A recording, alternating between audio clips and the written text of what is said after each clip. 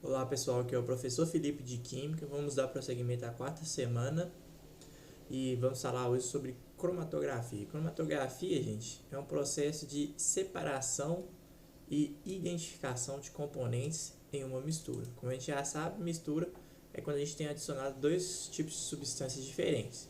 Então, o que baseia a técnica? Migração dos compostos das misturas, os quais apresentam diferentes interações através das fases, tá? Então, o que acontece? Existem basicamente duas fases na cromatografia. Uma é a fase móvel, que a gente vai chamar ela também de eluente, ok? O que acontece? Essa fase móvel ela vai correr pelo papel. Ela vai fazer com que um componente da cromatografia interaja ou não com a fase estacionária, que é a fase que vai ficar fixa. Então, o que você tem que imaginar é o seguinte: você vai ter uma fase que está parada, que está fixa, e vai passar uma fase sobre essa fase estacionária. Essa fase que se passa é a fase móvel. De acordo com a interação entre as moléculas, a fase estacionária vai interagir com a fase móvel ou não. Se ela interagir muito com a fase móvel, o seu solvente ele vai se deslocar e a gente vai conseguir separar os componentes. Se ela não interagir muito, ela vai deslocar pouco.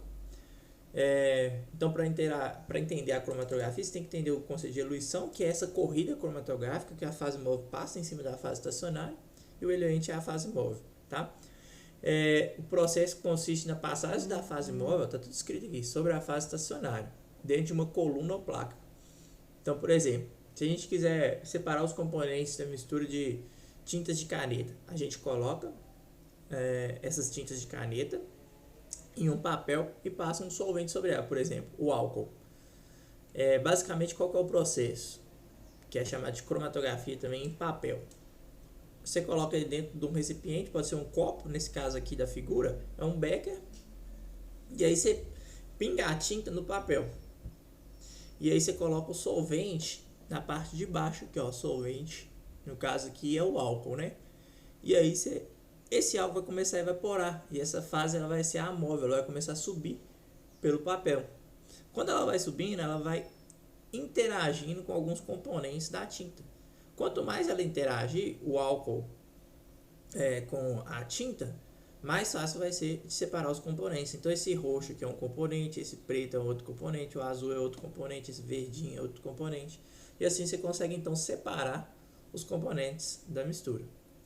E aí, na semana de hoje, o que vocês têm que fazer? Vocês têm que fazer um experimento de cromatografia em papel, que é isso que eu escrevi para vocês. Aí tem todo o processo aqui de como deve ser feito, vocês vão ler e vão tentar fazer.